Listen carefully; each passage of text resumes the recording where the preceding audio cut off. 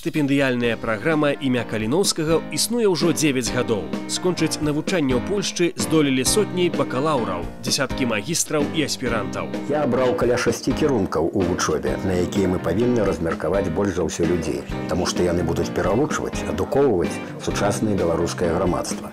А менавіта менеджмент, эканоміка, гісторыя, права і, безумоўна, журналістыка, таму што неабходны новыя ЗМІ. Унікальная праграма, пачатак якой дала плошча. На другі, на трэці дзень мы зразумелі, што студэнтаў пачынаюць выкідаць з універсітэту. Іх пераследуюць, іх палохаюць. Я звярнуўся праз журналістаў да палітыкаў захаду і кажу, што калі вы не дапаможаце, то дэмакратыя будзе пад пагрозай. І перш за ўсё звярнуўся да палякаў, хто калі не вы, маючы на ўвазе, што это традыцыя салідарнасці. Як трапляюць на праграму Каліноўскага?